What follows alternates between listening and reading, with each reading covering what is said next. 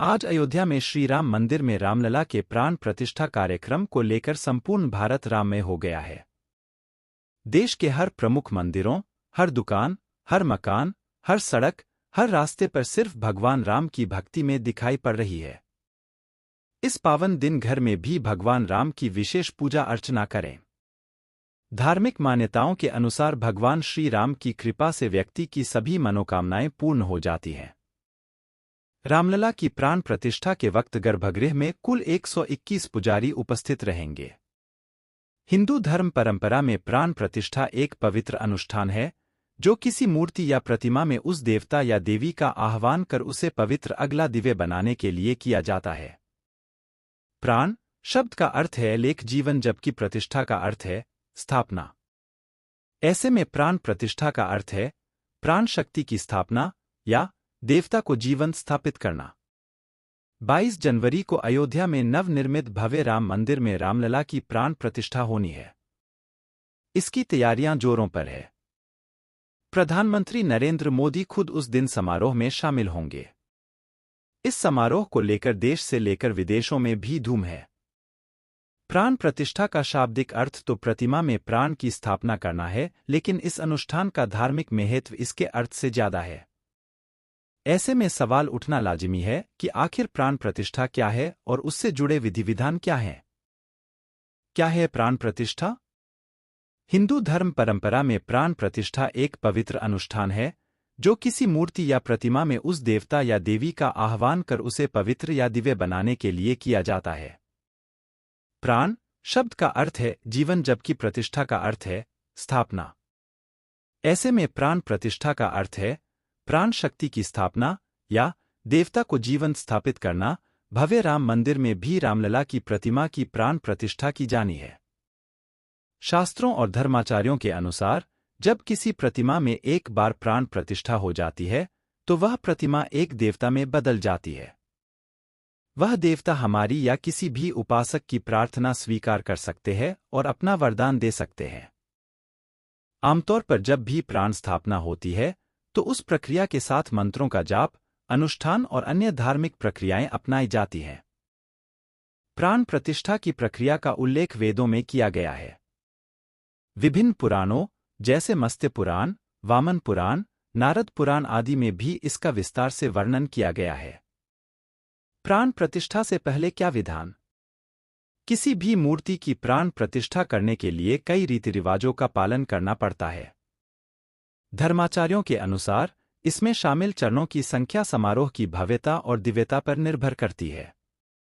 राम मंदिर के लिए मंदिर ट्रस्ट श्री राम जन्मभूमि तीर्थ क्षेत्र ने कहा है कि प्राण प्रतिष्ठा से पहले 7 दिवसीय अनुष्ठान होगा।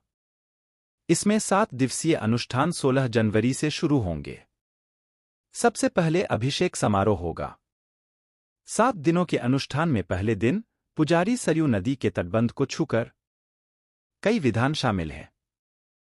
विष्णु पूजा शुरू करेंगे और गौदान का आयोजन करेंगे। शोभा यात्रा का आयोजन 17 जनवरी को मंदिर ट्रस्ट द्वारा चयनित रामलला की मूर्ति की अयोध्या में शोभा यात्रा निकाली जाएगी। इस दौरान आम जनमानस रामलला का दर्शन कर उनकी जय जयकार करेंगे। माना जाता है कि इस प्रक्रिया से दर्शकों की भक्ति प्रतिमा में स्थानांतरित हो जाएगी। शोभा यात्रा के बाद प्रतिमा को वापस मंडप में लाया जाएगा। अगले दिन नवग्रह शांति हवन सहित अन्य पूजाएं की जाएंगी, जो सभी ग्रहों को प्रसन्न करने के लिए की जाती है। 20 जनवरी को मंदिर के गर्भगृह को सरयू नदी के जल से धोया जाएगा। इसके बाद रामलला के सिंहासन को धोया जाएगा।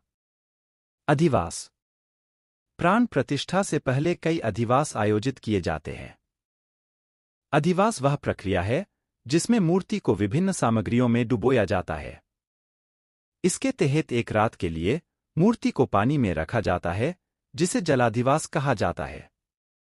फिर इसे अनाज में डुबोया जाता है, जिसे धन्याधिवास कहा जाता है। इंडियन एक्सप्रेस ने एक धर्माचार्य के हवाले से बताया है कि ऐसी मान्यता है कि मूर्ति निर्माण के क्रम में जब किसी मूर्ति पर शिल्पकार के औजारों से चोटें आ जाती हैं, तो वह अधिवास के दौरान ठीक हो जाती है। मान्यता है कि यदि मूर्ति में कोई दोष है या पत्थर अच्छी गुणवत्ता का नहीं है, तो अधिवास के क्रम में इसका पता चल जाता है। स्नान अनुष्ठान। इसके बाद मूर्ति को अनुष्ठानिक स्नान कराया जाता है। इस दौरान अलग अलग सामग्रियों से प्रतिमा का स्नान अभिषेक कराया जाता है। इस संस्कार में 108 प्रकार की सामग्रियां शामिल हो सकती हैं, जिनमें पंचामृत, सुगंधित फूल व पत्तियों के रस, गाय के सींगों पर डाला गया पानी और गन्ने का रस शामिल होता है। पट खुलना मूर्ति के निर्माण के तनाव से पर्याप्त रूप से उबरने और अनुष्ठानिक स्नान कराने के बाद प्राण प्रतिष्ठा से पहले प्रतिमा को जगाने का समय आता है।